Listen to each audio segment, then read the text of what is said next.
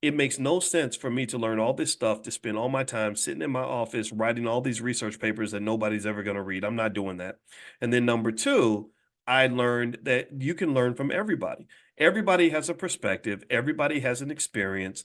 People that are not trained can show you ways to kind of think about things that maybe your training can't show you. So, for example, I'll give you a real life example.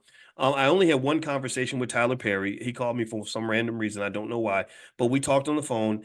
And one thing I remember Tyler mentioning was he said, I never went to film school like all these other people, because he was talking about Spike Lee. At that time, Spike Lee was really criticizing him for a legitimate reason, because y'all know those Tyler Perry movies. I mean, come on now.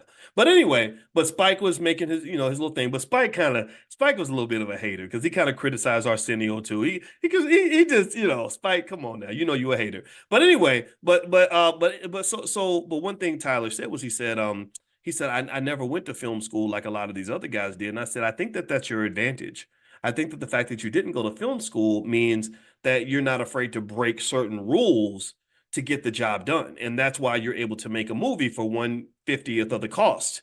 You're able to get the shows pushed out a lot faster, right? But now the downside of that, though, is obviously, I don't think Tyler's ever going to win an Academy Award, but he did make $1 billion. So maybe that you can call it even. I don't know. It depends on how you want to look at that. But what I would say to you is that there is information and knowledge everywhere, and I encourage you to spend more of your time being a student than you spend being a teacher.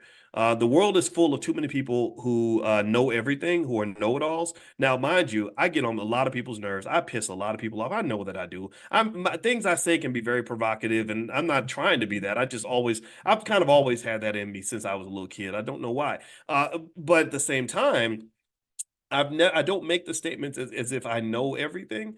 I really kind of want to hear your perspective so I can understand your point of view. Because even if somebody disagrees with you and someone doesn't like you, you're still in a better position if you can really understand, legitimate, and appreciate why they're coming at you from that point of view, why they're coming at you from that perspective. So, what I would say to you, let's get back to economic self esteem. Here's what I want you to kind of get. Here's what I want you to get. Let's circle back to the economic piece of this. When you're talking about entering into this world of competitive economics, I encourage you to make sure that you and anybody you love has at least 5 or 6 different ways that they know how to make money. Everybody needs to know how to make money in a lot of different ways. If all you do is if all you know how to do in this economy is make money with a 9 to 5 job, this economy will screw you and kill you, and kill you financially, and probably kill you spiritually too. Let me tell you, I just saw something the other day. I forgot where I saw it, because I take in the economic information all the time. I don't remember where I got it, but I remember them saying something that did not surprise me one bit.